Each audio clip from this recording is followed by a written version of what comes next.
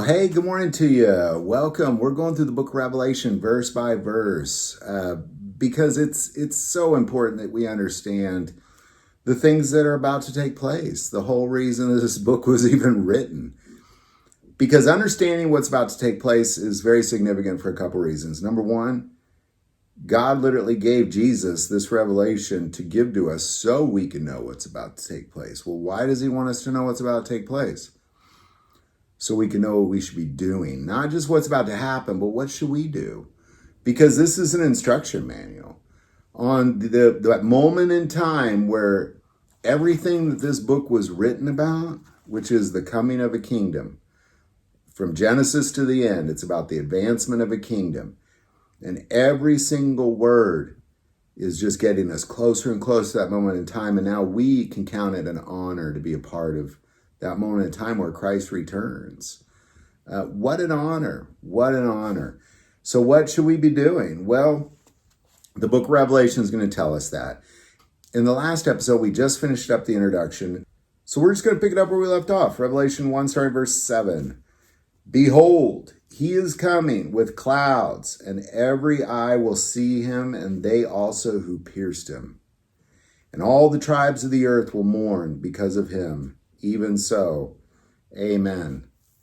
All right, this is what this is about.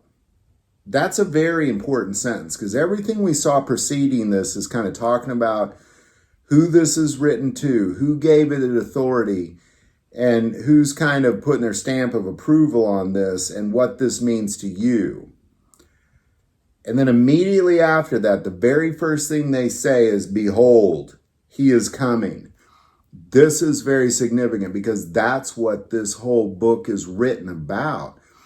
You know, in Matthew 24, when he was leaving the temple and the disciples are kind of looking at it and pointing it out, and look at our temple, Jesus, what do you think?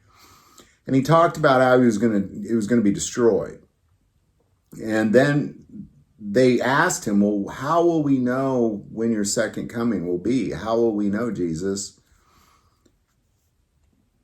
And it is that moment in time that now we are being witness to. Now we can see that thing that they asked him about, that now we can see what is that, how is that all going to play out? Like, how is that all going to play out?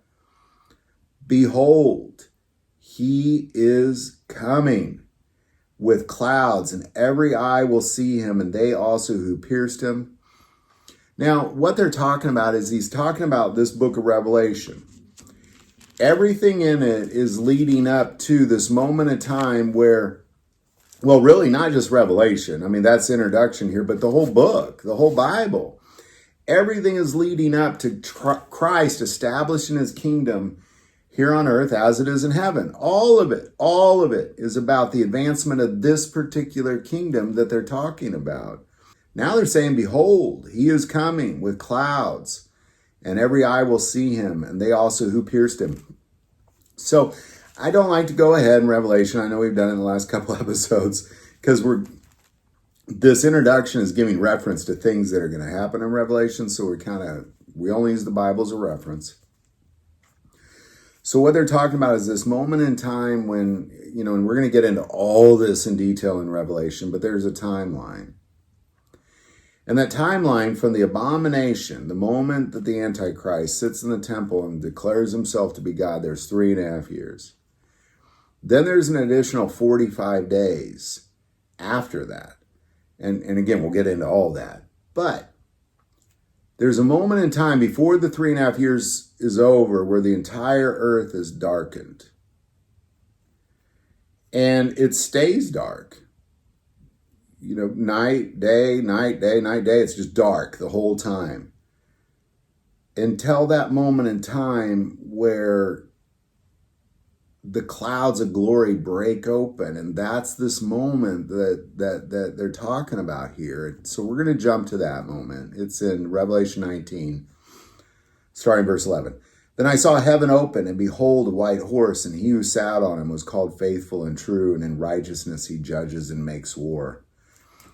So there's this moment in time where Christ comes and he breaks through that darkness. And that's what they're talking about when they say he is coming with clouds. Now, it's also the same thing that the angels told the apostles in Acts. If we go to Acts and we look at this moment in time where Jesus just goes up into heaven, and it says this in Acts 1:9. It says, "Now when he had spoken these things while they watched, he was taken up, and a cloud received him out of their sight. And while they're looking steadfastly towards heaven, as he went up, behold, two men by them in white apparel, who also said, 'Men of Galilee, why do you stand gazing up into heaven? This same Jesus, who is taking up from you into heaven, will so come in like manner as you saw him go into heaven.'" So what they said was basically, like, oh, wow, you just watched him go up into the clouds. Well, just like that, that's how he's coming. His exit is the same way as his entrance is going to be, but a little more glorious, and with some white horses involved and a bunch of heavenly hosts and that sort of thing with him. But the way he left is the way he's coming back. And that's very significant too, because not only did these two angels tell them that in Acts, but we also see it several times in Revelation. But beyond that, Jesus gives us a warning of false prophets in Matthew 24 who don't come in a cloud of glory. For it says this in Matthew 24, starting in verse 21. "For then there will be great tribulation, for as has not been since the beginning of the world until this time, no, nor ever shall be. And unless those days were shortened, no flesh would be saved, but for the elect's sake, those days will be shortened. Then if anyone says to you, 'Look, here is the Christ,' or 'There,' do not believe it. For false Christs and false prophets will rise and show great signs and wonders, so as to deceive, if possible, even the elect. See, I have told you beforehand. Therefore, if they say to you, 'Look, he is in the desert,' do not go out. Or 'Look, he is in the inner room,' do not believe it. For as lightning comes from the east and flashes to the west, so also will the coming of the Son of Man be." He comes from the sky. So what he's saying there is, like, there's going to be a lot of false prophets and a lot of fake Christ. And if somebody says, "Look, there he is in the desert," no, he's coming from the clouds of glory. "Wait, look, there he is in the inner room. That's the abomination." No, he's coming on the clouds of glory. This is very significant. Very significant, because the Antichrist, I believe, is already here. So when people bow down to him, they'll miss it here. They'll miss it. They'll miss it because he didn't come from the clouds, just like the two angels said he would in Acts, just like it says here in Revelation. "Behold, he is coming with clouds, and every eye will see him, and they also who pierced him. And all the tribes of the earth will mourn because of him. Even so, amen." So there you go. He's coming in the clouds of glory. Like, it's going to be dark. So if it's not dark, he's not here, foremost. And just like lightning flashes from the east to the west, those clouds are going to break open, and he's going to come through that cloud just like he did when he left. And that's how you got to see it. Like, it's kind of your no-brainer. Like, when you see that, the whole earth will mourn. The whole earth. The whole earth. So when you see somebody rising as the Antichrist and people begin to bow down to him, how do we know he's not the Christ? Well, number one, he didn't come through the clouds. Number two, the whole earth is not mourning.